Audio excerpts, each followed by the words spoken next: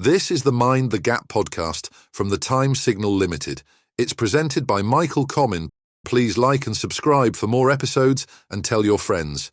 You'll find more information and programme notes on www.mindthegap.ie. Here's Michael. Hello and welcome to the first episode of Mind the Gap. Well, I suppose before I start, I should really explain the title of the podcast and where it comes from. Some of you might know, but many of you won't, that my voice for many years, indeed 25 years, has become the voice that people hear on public transport in Ireland. It was just one of those little serendipities or coincidences in life that 25 years ago, while I was studying, I was also working as a radio announcer. And my voice was the one that was picked to be the announcer on the stations and trains here in Ireland. And so I've become known, other than my work that I do on emotional intelligence and coaching, as also as your man who is the person who says, mind the gap. So you can see, it was an obvious choice when I was looking for a name for our podcast. But what's the podcast about? Well, we're going to dive into a topic that has become increasingly relevant. And I'm going to suggest that it is even more relevant post the COVID-19 pandemic because it's about anxiety and how we can effectively manage it. Over the course of the series of podcasts, we'll look at some of the strategies and techniques we can use to overcome anxiety. But we're also going to look at how it impedes our growth and our potential. You know, the idea is that what we might have done if we hadn't been afraid. Fear has a value. It actually keeps us safe in the face of an actual threat or challenge. However, anxiety is a different animal altogether. It uses an enormous amount of energy, and it's very often about something that isn't happening, hasn't happened, and is unlikely to happen.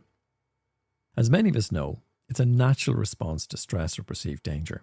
It's something we've all experienced at one time or another, some of us more than others. However, what we've seen in recent years, especially since the onset of the pandemic, is a significant rise in anxiety levels worldwide. In fact, the World Health Organization reported a staggering 25% increase in the prevalence of anxiety and depression since the first year of the pandemic. Well, this statistic highlights just how much the pandemic has impacted our mental health and what are we going to do about it now. The pandemic brought unprecedented challenges, prolonged anxiety, social isolation, and fears about our own health and safety. These factors have made it more difficult for many people to regulate their emotions and manage stress effectively. Few things have gone back to the way they were. The constant changes and uncertainties we continue to face in this new world have only added to the strain, making self-regulation even more challenging. But there is hope. Over the course of the series, we're going to explore some powerful tools. In this episode, we're looking at two: reality testing and emotional intelligence. Now, reality testing involves objectively assessing a situation to distinguish between what is real and what is imagined or exaggerated by our anxiety. It's about questioning our thoughts, seeking evidence, and gaining perspective. Tools that are increasingly useful in managing anxious feelings that can sometimes spiral out of control. On the other hand, emotional intelligence, our ability to recognize, understand, and manage our own emotions as well as the emotions of others, plays a crucial role in how we handle stress and anxiety. Developing emotional intelligence is more important than ever now, as it helps us navigate the heightened emotional responses and stressors that have become so common in our daily lives. In addition to these tools, there are practical steps that we can all take to manage anxiety more effectively. Establishing a structured routine, engaging in regular physical activity, limiting information overload from news and social media. All of these will be explored, including things like maintaining healthy sleep habits and seeking professional help. So whether you're feeling overwhelmed by the uncertainties of today's world or just looking for ways to manage everyday stress, the insights and strategies we'll discuss today and in future episodes hopefully will make a difference. Stay tuned as we delve deeper into these topics with our expert guests who will also provide valuable advice on how to apply these techniques in your own life. For the first few episodes, I think I'll do a bit of the talking. We'll introduce some guests later on, and we're also going to give you an opportunity to become part of the show as well, because we'd love to talk to you. We'd love you to feature in our episodes as you and I would have a conversation online here in the podcast about anxiety and how it affects you, and more importantly, what you do to try and manage it. I'm a great believer in not letting something go to waste. And this week I did a really interesting interview with a great broadcaster, Jerry Kelly of LMFM Radio in Louth and Meath. And Jerry had me as a guest on his lunchtime programme talking about fear, anxiety and what it is we can do about it. So I'm going to give you an opportunity to hear that interview one more time. And it's me unpacking the general ideas that I have to say have also inspired this podcast series. So here's Jerry and myself having a chat about the role of anxiety and fear in our life today. Of course, the Leaving Cert results are out this Friday, so a big day for all those waiting on the news. If you want to get in touch with us on the show today or during the week, 086 1800 658 by WhatsApp or text. Coming up a little later on, Dr. Rory Sheehan is with me, and he's part of Heritage Week from a Louth County Council perspective, and he's talking to us about invasive species. Nikki Kyle is in the garden with your tasks for the organic vegetable garden just after 2:30. And Sarah Carey is with me again today. Brilliant column she had the weekend in the Irish Independent about social media and controlling the hate and vile on there, and she's a very interesting take on it. Be with us on the show after 2:00. But we begin today talking about anxiety. Did you realise that since the pandemic, anxiety and depression rates are up on average 25% across the world, and it continues to today for numerous reasons?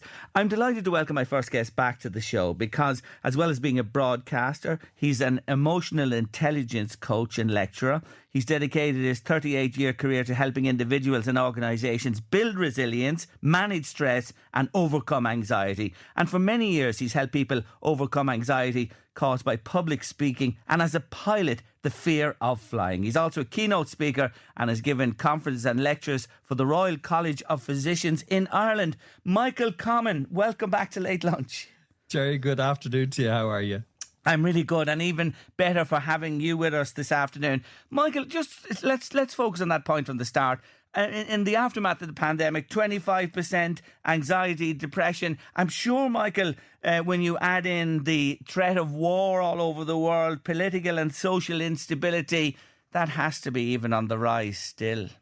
It is, and you said something in your introduction there that gave me the fear for a minute when you said Leaving Cert results. I don't know if you've ever had that dream where you're doing the exam and you haven't studied for it. Isn't it amazing how anxiety is such a basic part of our existence? That it even gets into our dreams. Yes, and isn't that a funny thing you say now? I have had that. Look at the age of me, and I remember actually waking up thinking I failed. You know what I mean, to prepare or get ready for an exam. Studied, that's it. The Irish oral or whatever it was. I know. Oh my God! And I suppose that's what you say. The main reason you and I are having the chat is because there is a definite perception that anxiety levels have increased. And I think when you start a conversation like this, it's no harm to put a kind of a shape on some of the words that we're talking about, because you'll hear fear and anxiety used sometimes in the same sentences. And if you don't mind, I'm just going to put a shape on it for you. Yep. Fear is the response to something that's real. So in other words, somebody is trying to rob you, or somebody is shouting at you. You're going to have a fear response. And different people respond in different ways. You might remember the old idea of fight or flight. You'll either run away or you'll fight back. Anxiety, the one we're talking about today, is a completely different animal, because that's caused by something that isn't there. So in other words, it's about the worry about what might happen. It's the worry about what other people might be thinking about us, or it's the worry about what might happen if. And what we've noticed is, and I suppose maybe the pandemic was part of that, anybody who had during the pandemic to deal with an actual loss of a relative or an actual serious illness will have done everything they possibly could to get through that. Where the rest of us ended up exhausted was we put an enormous amount of energy into worrying about something that ultimately didn't happen to us. And, we got out the other side of it more or less fairly okay. But we're fairly well exhausted from that whole process too. But Michael, here's the thing. Some people are more prone to being anxious and worrying about something that may never happen than others. Why is that? Why are some more susceptible than others? Oh, no, we could get into a very deep conversation about that as to where you are in the family, whether you're the eldest or the youngest or the firstborn or otherwise. But I suppose to give you a good answer to it, it depends on how resilient you are. Now, you'll have heard that word. It's been mentioned at every conference and every, people talked about it for ages. And it's as much petrol you've left in the tank. And, if you start the week on your show and you had a lovely weekend off and you had a walk on the beach and you come in and the producer hands you, all the things and you're ready to go and you fly into the thing, you're great. But if by Thursday or Friday, you've had a guest that didn't appear and the microphone wasn't working, your resilience will deplete. Your battery, your reserve, your emotional intelligence, or whatever we want to describe it, will have depleted. So by the time Friday would come around, you just might be on a very short fuse and you start to get worried and anxious about things that really wouldn't have bothered you at all on the Monday. And so the image I'm using really is of our own personal battery. And for a lot of us, we would have a reasonably good battery because we look after ourselves, we get a good night's sleep, we go for a good walk. But if your battery, like your phone, won't charge anymore properly, then we're going to be much more prone to anxiety. And I think that's the snapshot, the look we need to have at ourselves to see, how am I doing and how well am I minding myself? Yes. And I find as time goes on, I'm probably a bit more anxious today than I was 10, 20, certainly 30 years ago. Is that a phenomenon of aging? It is, but it's a shocking waste of time. Now, if I was going to be really blunt with you, I would say to you, as you would sit down, if you were to take every single one of those worried moments you had, are you any the better for them?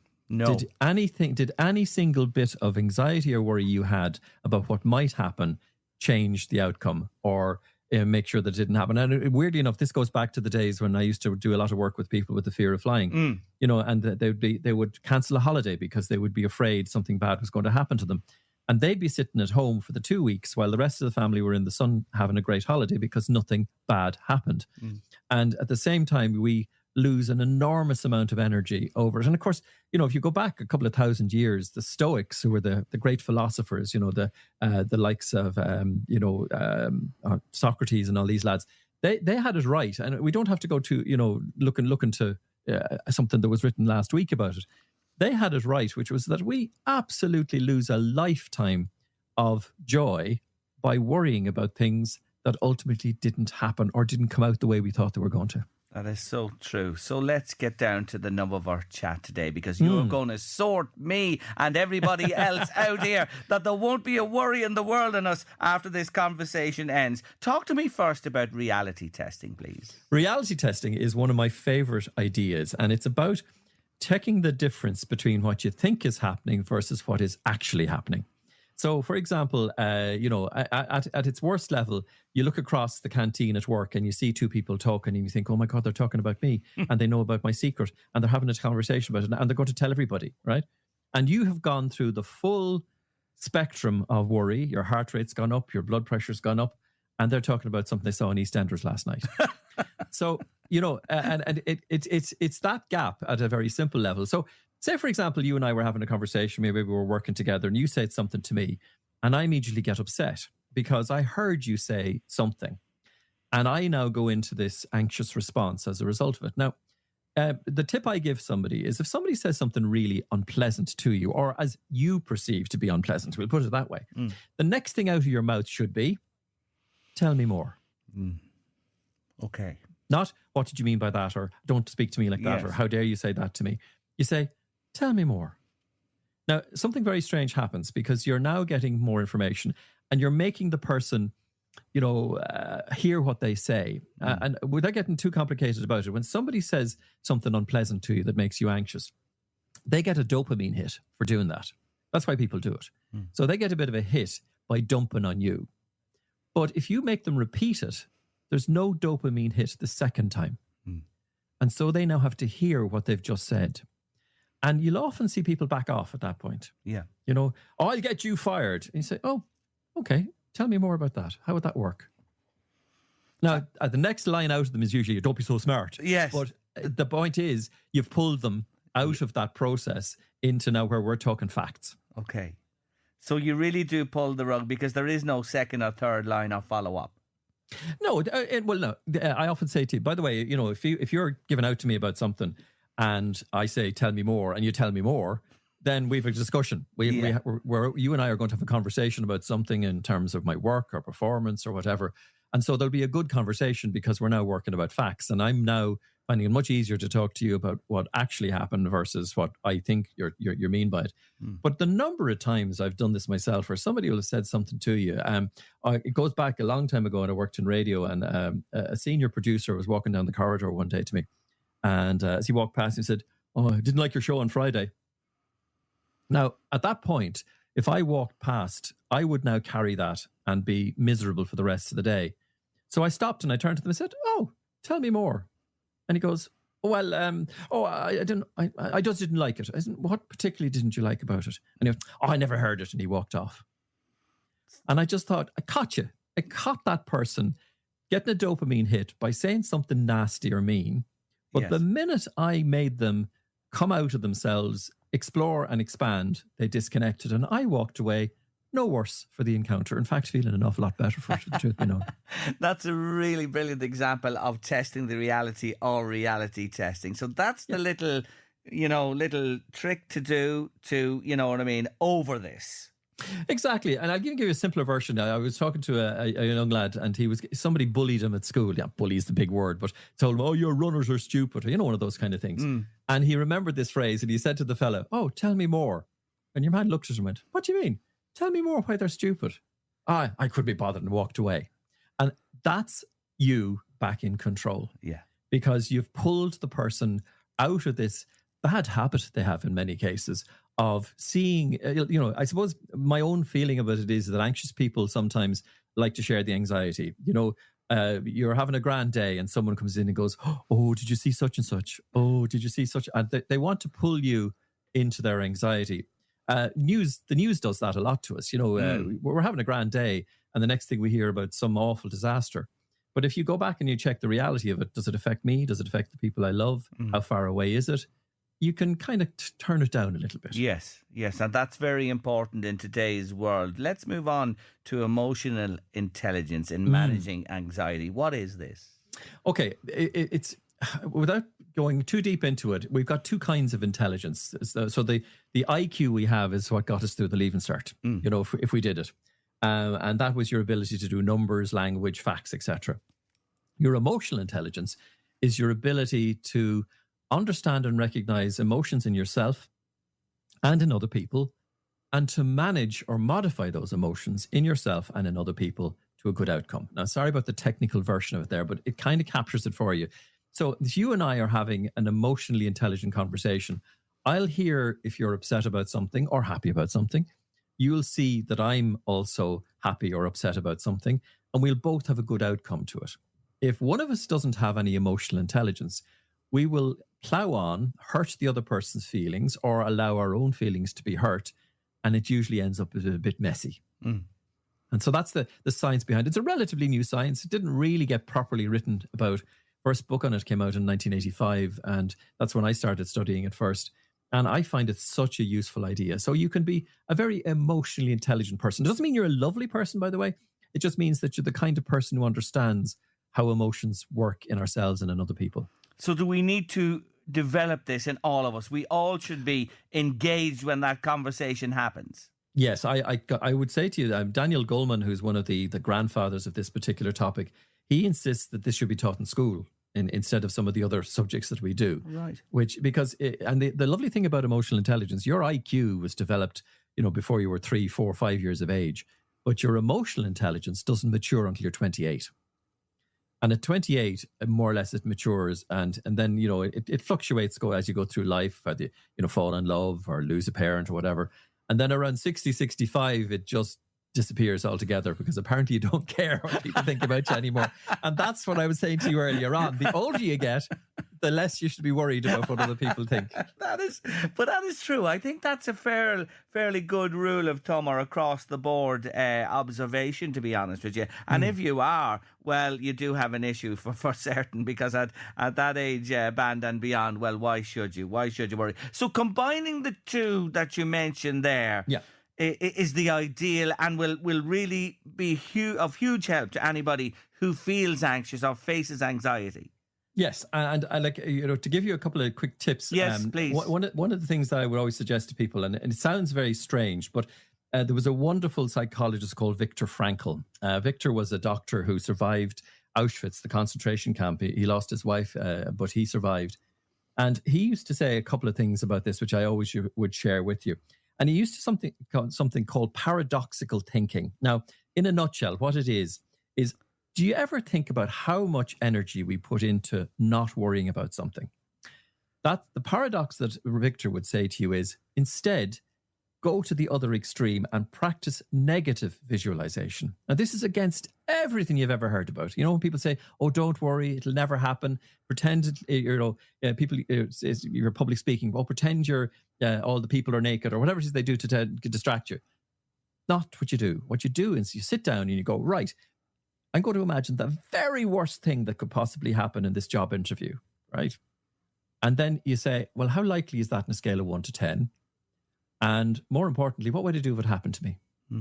So you'll discover very, very quickly, your brain goes, yeah, hang on a second. The logical part of my brain says, that's not going to happen. You'll be grand. You'll be fine. And you suddenly have that lovely sense of control again. Because, somebody said to me once, a version of it was, they were driving past one of the Gatso vans. And they went, oh my God, I think I got caught. And they spent the next 10 kilometers thinking, oh my God, I'm going to get a fine. Then I get the penalty points. Then I'm going to lose my license. I won't have the insurance. I'll lose my job. My wife will leave me. I'll be thrown out of the house. And that was all in the space of 10 kilometers. Right? Because that's what worry does. It cascades. Yes. And then they thought of the negative, or the negative visualization, said, well, actually, hang on. If I end up in jail, I'll be fed 3 times a day. I won't have to worry about things for at least a year. And I say it sort of tongue in cheek, but the truth of it is, if you go to the full extreme, you end up realizing that an awful lot of the practices and the habits that we have of being anxious about something, they don't actually serve. And I always say to you, if you can prove to me that being anxious made it any easier for you, I'll shut up.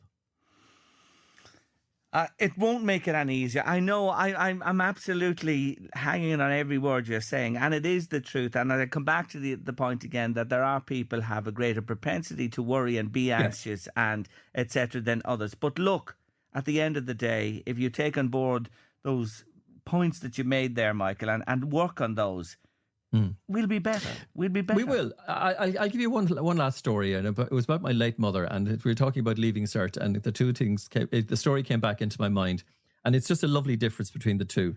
And in 5th year, I was above in St. Mary's, and I had a lazy year. All right, we all do at different times. So I had a shocking lazy year in 5th year, way below my potential. And the school report arrived in, and I remember it sitting up on the mantelpiece. And I could see it because it hadn't moved for 2 days, and I was watching it every day to see was there going to be a discussion about it.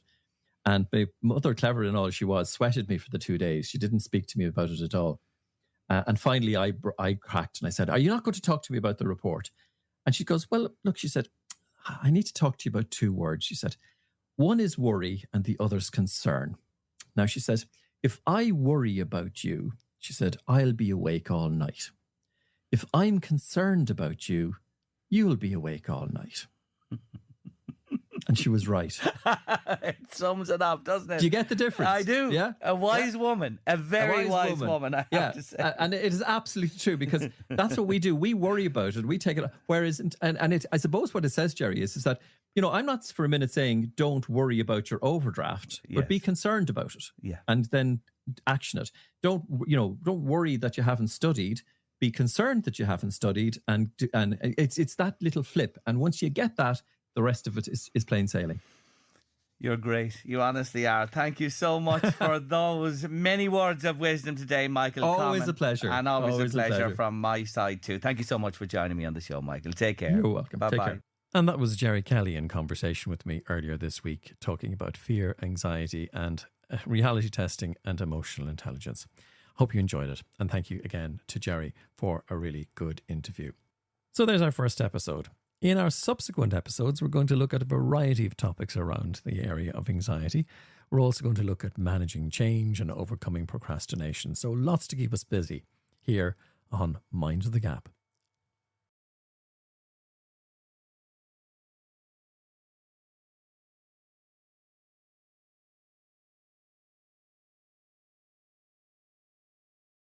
That was the Mind the Gap podcast on acast.com. It was presented by Michael Comyn. Please like and subscribe and tell your friends about it. You'll find more information and episode notes on www.mindthegap.ie.